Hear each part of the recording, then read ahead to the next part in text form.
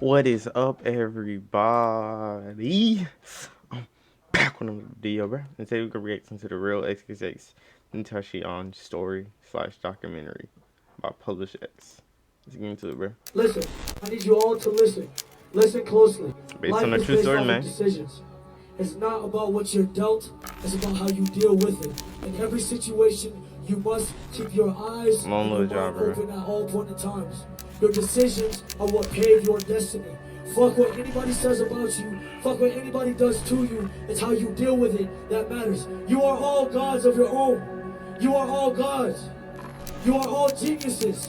You are all stars. You are all super fucking stars. You are all the greatest beings in the fucking planet. You just have to make the right decisions. And that's all that matters. I love you all, and thank you for having me. This is my fucking dream. I love you. I love you all. Good night. He was such a W, Right bro. now, a search for a killer in South Florida after an up-and-coming rapper is shot dead. 20-year-old Jose Onfroy, RPX, known bro. as rapper XXXTENTACION, has died.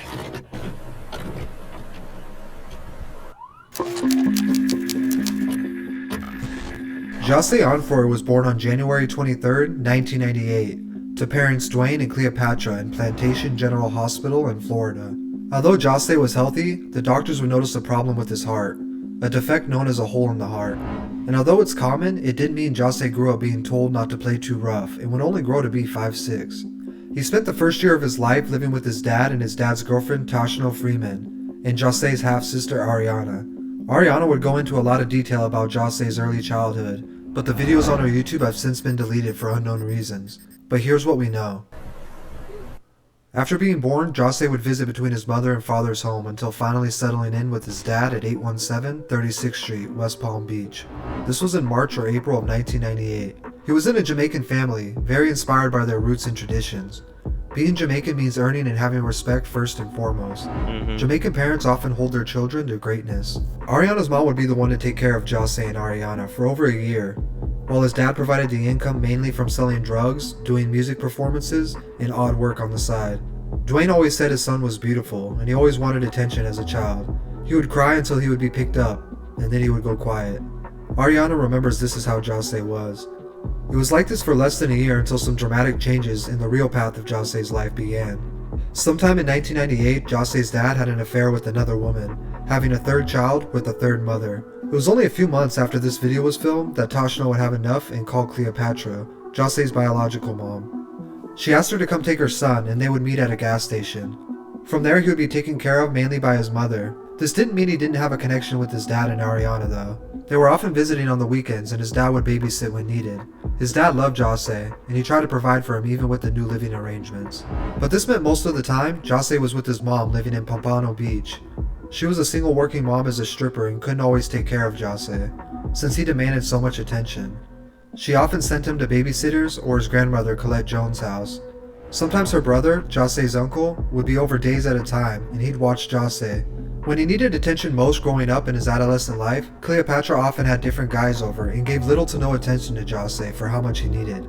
Although she took care of him the best she could, she was having internal problems of her own, with Dwayne leaving, being stressed with relationships, and taking care of Jose. He never blamed her. He loved her his whole life with deep respect and admiration. In elementary, his mom made sure money came first, and always took care of that for Jose. As long as he had clothes, food, and a place to stay, she thought she was providing the love and attention he needed. He was mostly the outcast kid because of this, but he had some friends, just different from other kids. He was either respected or feared. Everyone knew Jose didn't like bullies, and he would stand up to them, even if it was for other people. He wasn't afraid to be himself. However, sometime in 2004-2005, when he was 6 or 7 years old, two significant events that shaped Jose's future for the worse would happen. Although Jose and his uncle were around each other often, it wasn't always a good thing. His uncle was known to suffer from depression and have outbursts. Sometimes during these outbursts, he would take it out on young Jose, and he would get physical with him. Jose being young, he didn't understand at the time why this was happening. One day while he was at school, his uncle would have an outburst, but this time nobody was around to witness it. Unfortunately, he would take it out on himself. When Jose came home, he was the first one to discover the tragedy of his uncle hanging from the balcony. This event would only feed Jose's anger and depression even more. Just months after this tragic event, one of the Bro, that's so... Bro, Bro, and he was like, what, 7? Oh, that's tough. Guys who sold drugs and was seeing his mother had been over the house. Him and Jose's mom had a heated argument, but this wasn't really uncommon in the household. Jose came out of his room when he heard dishes being broken in the kitchen. The argument quickly grew out of hand and the man got physical with Jose's mom. Jose claims the man would have killed his mom, but he interfered, ran, grabbed a piece of broken glass from the dishes, and jumped on top of the man, biting his flesh anywhere he could, as hard as he could, and cutting him and poking him with the glass. This was the first major outburst Jose had shown, and it was a tipping point. After this, Cleo tried to pay more attention to Jose to make sure he wouldn't behave like that again. Over the next year or two, he would soon be leaving elementary school, and would increasingly hate being home when she wasn't there. He loved his mom and always went out of his way for her attention. He chased her in his own words. But slowly things went back to their old ways, and Cleo fell short of her promise to give Jose the attention he needed. My mom was going through it at a young age, so she wasn't really able to be there, and it wasn't her fault. She got pregnant again and would give birth to Jose's half-brother. The next years of elementary school into middle school were spent having his aunt babysit him when his mom was gone, and visiting his dad on the weekends where they would go out to eat or the movies. His father was pretty active in his life until this point, but he ran into trouble with the law in January of 2008. Jose's dad had met a man who wanted to buy marijuana in bulk. It was later revealed that the man was an undercover DEA agent. They agreed to sell 800 pounds of marijuana, with Dwayne making the connection along with a few others. A full surveillance team had an investigation and seized over 500 pounds of marijuana. He was arrested with 7 others and held in jail for 2 months before being indicted on March of 2008. The trial would last until 2009. He was sentenced to 9 years in prison for money laundering, conspiracy, and drug trafficking. Jose's dad was a prominent figure in Jose's life, and he provided... You should have knew someone was up 800? Come on now, bro. ...stability, and just like that, he was gone. Jose started sitting online all day with the laptop he got for Christmas, just talking to people and interacting, something he continued to do for years. Around 2009-2010, Jose was attending Margate Middle School. It wasn't the best school, but it was the perfect fuel for his rage built up. When he wasn't playing PlayStation or Xbox to distract him from the evil shit in the world, he was getting into fights. Bro, I've been fighting since I was a kid.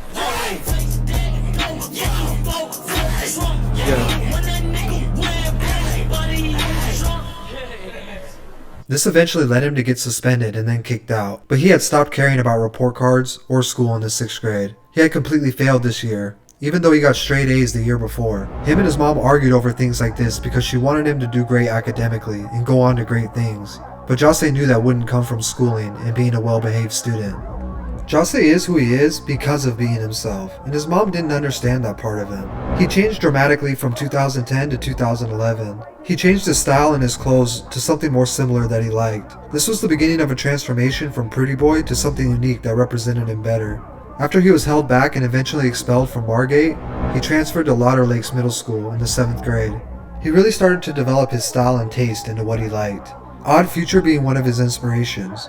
He always had a few friends or girls talking to him. As he says, he was always friendly unless you did something to him.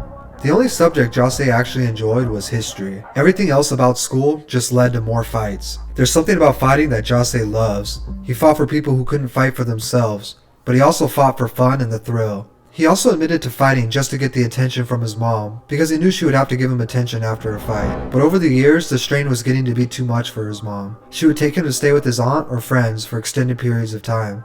When his aunt saw that Jose was interested in music, she wanted Jose to perform in the church choir. But at one of the recitals, once again, he fought one of the band members who Jose said kept bugging him. He even beat another kid with drumsticks. His outbursts were taking a toll on everyone around him, especially his mom. Over the next year, when he was finishing 8th grade and going on to high school, his mom would officially kick him out, but still try to be part of his life. He was drifting homeless and talks of this time as feeling lost. Jose ended up living with his grandmother, Colette Jones, who took care of him the best she could. She lived in the Owls at Inverary, a gated community popular for drug dealing and gang activity. He met kids in the neighborhood who were older, but he was just about to be a freshman. He was bouncing back and forth between staying at his grandma's and some of his friends' houses he had met in the community. His grandma was very religious. She would wake him up for church on Sunday mornings. She had a curfew for him, and if he wasn't home, the door would be locked. He avoided staying there as much as he could and preferred to stay at other friends' houses in the complex. He got into selling weed and taking drugs. He was feeling extremely suicidal. Weed would make him paranoid, so he did drugs like Xanax and Vicodin to numb himself. Most of these nights for Jose were spent just finding a place to sleep, trying to forget the world's problems for a night. But these problems would be small compared to what was coming. Please enter your jail number at the top. Please clearly state your first and last name after the tone. Jose, on for it. Thank you for using Global Tel Link. Your call is being processed. In late 2012, when Jose was 14, he was stopped by officers one night who had found 21 grams of weed on him. He was indicted and shortly after charged with a felony. As a youth, Jose was sentenced to 1 month in juvenile detention and a mandatory 6 months in a behavioral correction facility. Jose turned 15, finished his sentence, and was released. Within a month, he would be arrested again for breaking into a home with several others to steal laptops. It's unclear what he was charged with, as Florida's sunshine laws prevent juvenile records from showing personal information. What we do know is he spent some time in jail again. This is where he would meet Stokely. We met in jail. Met in jail. The last met in jail started rapping together type shit. Stokely had been locked up for minor drug charges, and he went to Piper High School in Sunrise, the same high school Jose would transfer to after he did his 6 months in the behavior program. While locked up, they would talk about how they wanted to hit licks and come up on some money. They even joked about rapping together and would freestyle for fun. This was the same time when Jose would beat up one of the problem inmates who was transferred into his cell a few days prior. He would later speak on this in his famous No Jumper interview after homophobic allegations came up years later. Right after getting out in early 2013, he was enrolled into Sheridan Behavior Facility. They worked on helping the troubled youth. For an unknown reason, he was kicked out at some time and he didn't want to return to finish it. But he eventually would, and he actually gave recognition to them, saying he did enjoy his time there. He would complete his 6-month program and start high school at Piper in late 2013. Piper High School was a come-and-go school with many people and many faces. There were fights and violence, and Jose's friends would try to keep him out of trouble. But this is Jose. He would fight for any reason. And being in high school, this was only more often. They turned into every week. But slowly what would start to take up more of his time was talking with Stokely about rapping. Tragic, sacrifice insanity for best. A little of vanity, more sanity will be casted. Half, but I'll leave him half alive in a basket. And if you're not as savage, come to the man. They picked up where they left off with their conversation. They decided they should make a crew, or something like a group, whenever they hit licks. This was the start of their group Very Rare. One of their friends named Aaron had a snowball microphone and a laptop with recording software on it. It was like a snowball mic. It was like the cheapest mic you could get. It sit on like 3 prongs, Audacity, and like a laptop. That's how we got distorted music. We actually started making the distortion like to the best of our advantage. So we used distortion in our music. They decided to rap because they enjoyed it so much, and it was an attempt to stay out of trouble. They wanted to make songs as a group, so they had all written down stage names for themselves. Jose was the last one to pick one, but he had narrowed it down to a few options. He tweeted to one of his old friends that narrowed down some of the names he liked. His friend tweeted back, "Are you serious? They're unique, but do you really think they would be a good stage name?" Jose replied, "I don't give a fuck what others think about the name. It's what I want." Stokely went with Ski Master Slump God, and Jose would go by Master Splinter, but shortly after changed it to XXXTENTACION. X was the only unknown numeral that he didn't know at the time, and Tentacion was temptation. Together they made Unknown Temptation. I did not know that. Although they were still up to no good after school, they really started to consider music as a way out. The group started writing their first songs and would record them whenever and wherever they could. One of their first songs together as a group was Palm Trees. The reason the vocals are so quiet in the song is because they all ditched class and went to the computer lab to record it. X went online and created a new SoundCloud account and uploaded this song. Palm Trees was the first song he was featured on, but his first ever solo song was named News/Flock, and it recently resurfaced on the internet. After Palm Trees, X began taking music more seriously. He started learning how to use music production software like Audacity and FL Studio. Slowly, he put together a few more tracks. X's friend Mitch Feck helped him transfer the songs from SoundCloud and organize them onto an EP that was released on DatPiff as Ice Hotel. X often got inspired from Japanese animation, and he would carry this aesthetic in almost every aspect for years to come. X began having conversations with the Very Rare group, asking them how serious they were about this rap shit. He wanted to make sure everyone around him wanted it as bad as him. He continued to slowly release music on SoundCloud, but would often later take it down, like his The Fall EP that was released at the end of 2014. X began recruiting new members to the group, but unfortunately the group's friendship began to strain. X and a group member named Nyora would get into a fight, and X and Ski Mask would leave the group to form a new one. As of right now, nobody's in Very Rare except me. Deadass. They named it Members Only.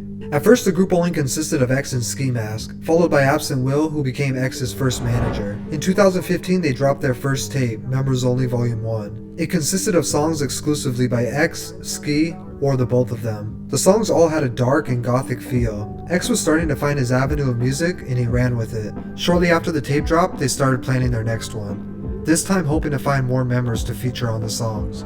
They began recruiting rappers from their local hood and the South Florida hip-hop scene. Jose brought together a compilation of artists that is big. It's phenomenal, bro. I never seen nothing like this.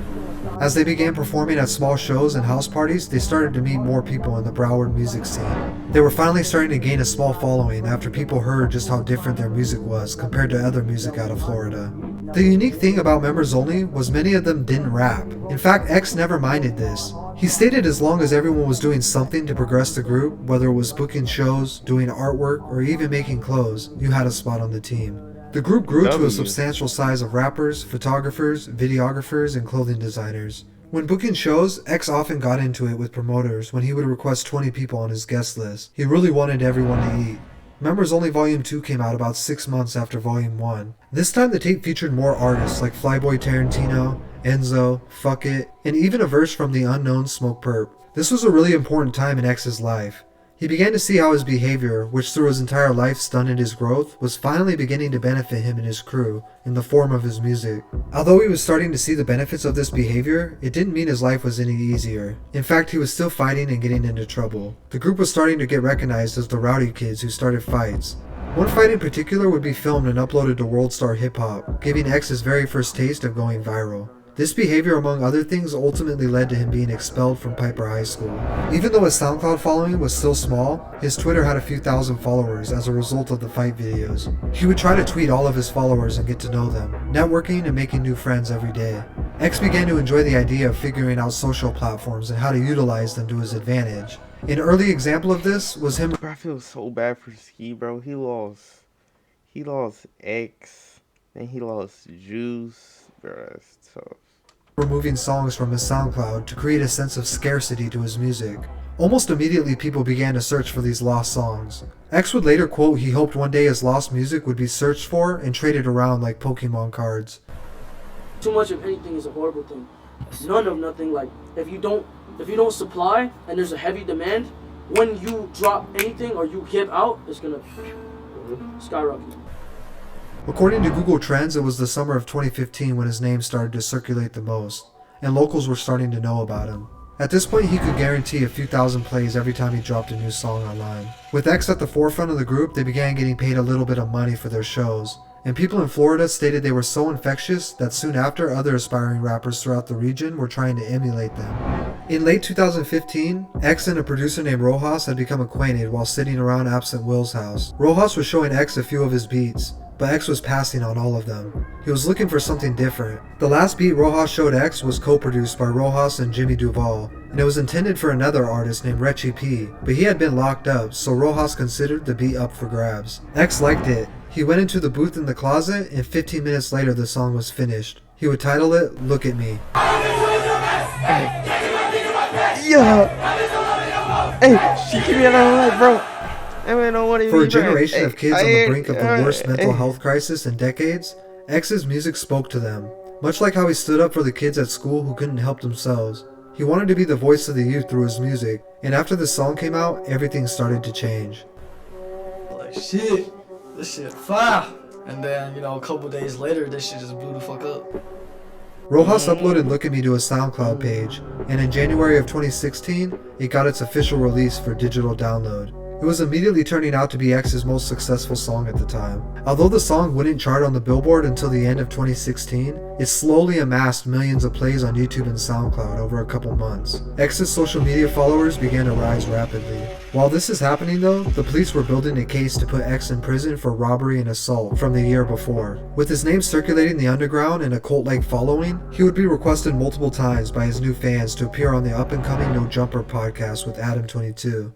At the time, the podcast was still somewhat small, but it was catching a lot of attention for its underground artist interviews. X's interview would be a groundbreaking moment in his career, but some of the comments he made would later on come back to cause controversy. This is around the time he was dating a girl named Geneva, and they would quickly move in together. He states the relationship was perfect at first, but he admits this was a bad time in his life where he felt insecure and alone.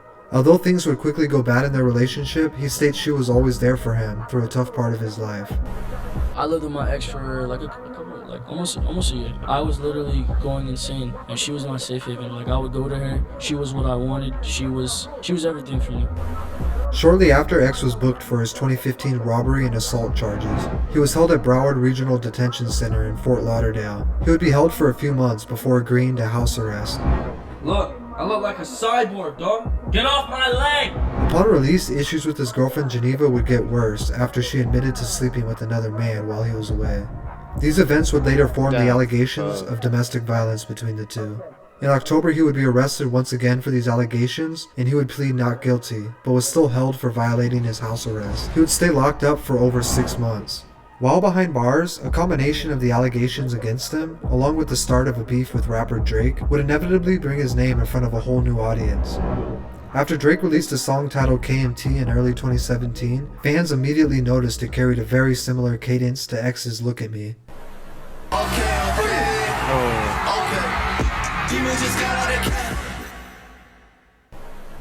After word spread online of the similarities, people began to check out X's music, and Look at Me began to chart on the billboards. Unfortunately, he would have to hear about this from behind bars. He later pleaded no contest and was released. Wasting no time, he began doing interviews and capitalizing off of his beef with Drake. With all eyes on him, he started to work on his debut mixtape, Revenge, which would mostly just be a collection of re-released songs.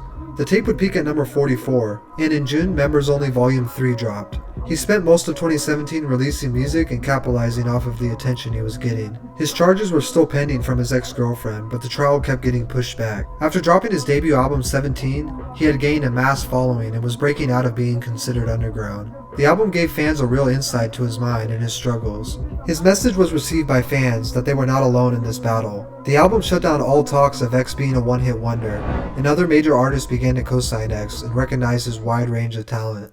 He was being considered the voice of the new generation of kids, and he began to make efforts at what looked like change for the better. So I'm trying my best to escape that realm of mind and that realm of thought in order to evolve into not only a teacher, but just someone to motivate the youth and to push the youth in a positive direction. Bro. I know how it feels to be Literally around people and feel alone. Like, bro. I'll be around a million people and I'll like still feel alone. He would take the 10th and final spot of the 2017 XXL Freshman, which was a fan-voted spot where he would win by a long shot. In October, he would ink a record deal worth well over $6 million with Capitol Records. But shortly after, he would go online to tell people he wasn't releasing any more music. He said, "I'm tired of being mentally abused for trying to help people. I'm tired of the hate. I'm done."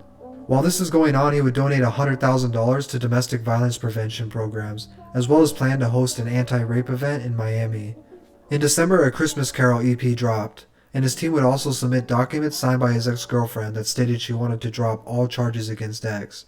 But this request was denied, and he was booked for 7 new charges, including witness tampering, stating they believed he coerced her into signing the papers. He was released 5 days later and put on house arrest until his trial. He was allowed to go to the local studio during this time because of his obligations to his record label. He continued to strive for a more positive life. He would often go live to speak to his fans and try to leave them with positive messages. I'm just waiting for them to take the ankle monitor off. They said they were only going to keep me on the ankle monitor for like 2 months. But I'm not supposed to be on the ankle monitor much longer. Like I said, if you guys ever want to speak, or if there's ever anything that you want to say to me, or even just to vent, my Instagram DMs or my Twitter DMs. He launched his YouTube channel and began vlogging and connecting with fans through it. He also started his Helping Hands Challenge, where he would go to different schools and donate items, speaking to the kids about their future. He released his song Hope, which was dedicated to the school shooting survivors, and sent his condolences. Bro, he began recording music for his Bro, like, he's literally such a W, bro. Like, how can you hate on this man, bro? It's such a W, bro. Like, second album. The album was released on March 25th, 2018, and it was titled Question Mark. XXXTENTACION would make SoundCloud rap history, as his album debuted at number 1 on the charts. His single Sad reached number 7, giving him his first ever top 10 song. oh, bro, this is so sad, bro.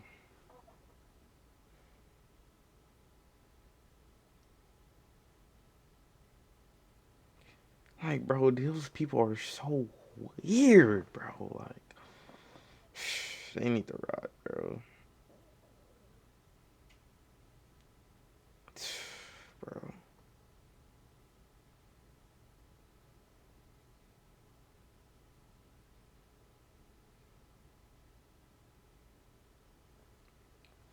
Why is it muted? My bad. Why is it mudded, you know, flight?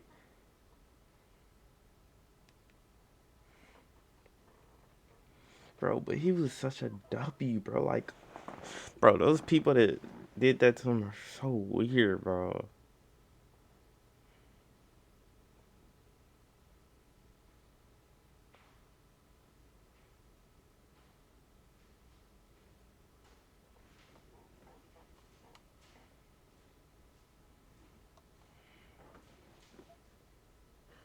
Bro, it's literally nothing. I think he probably got copyrighted for like music or something. That's why it ain't nothing at the end of the video. But yeah, bro, that's it. This video, bro. Literally walking W, bro. Literally a walking W. But like, comment, subscribe, and we out, bro.